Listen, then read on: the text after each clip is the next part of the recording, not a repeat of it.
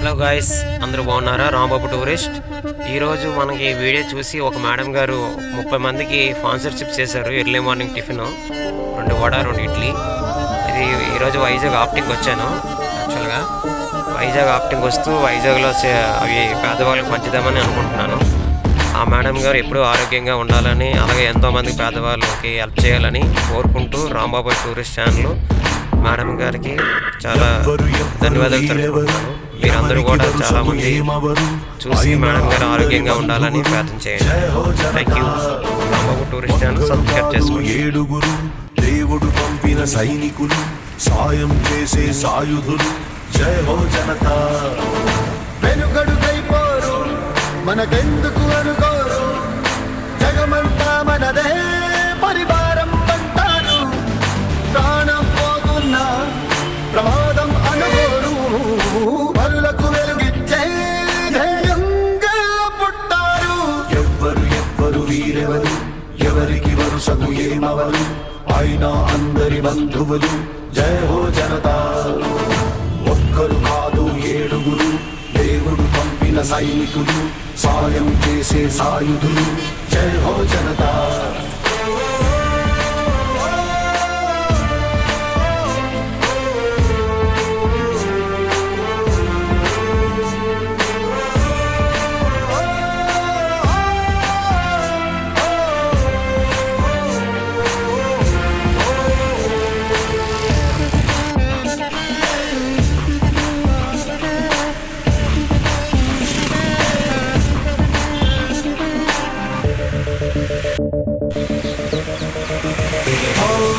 ఆపదలోని తూర్పు, అది చాలే వీరికి పిలుపు.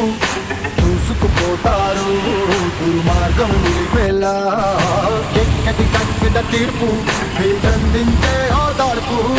తోడై ఉంటారు పోగొట్టిన బంధంలా, మనసే చట్టంగా ప్రతి మనిషికి చుట్టంగా మేమున్నామంటారు.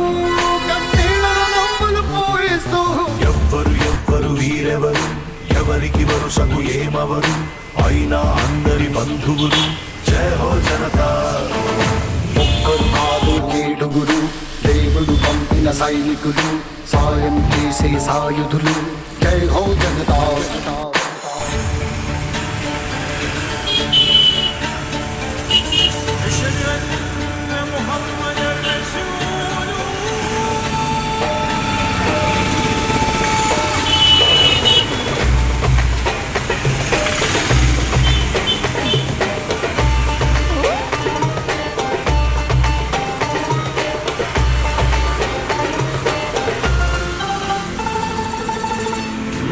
ధర్మం గెలవని చోట తప్పదు కత్తుల వేట, తప్పు ముప్పేదో సంహారం తరువాత.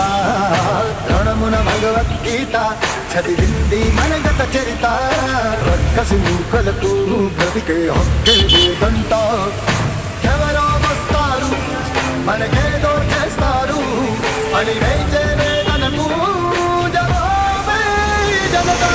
ఎవ్వరు వీరెవరు, ఎవరికి వరుసకు ఏమవరు, అయినా అందరి బంధువులు, జయ హో జనతా. ఒక్కరు కాదు ఏడుగురు దేవుడు పంపిన సైనికులు, సాయం చేసే సాయుధులు, జయ హో జనతా.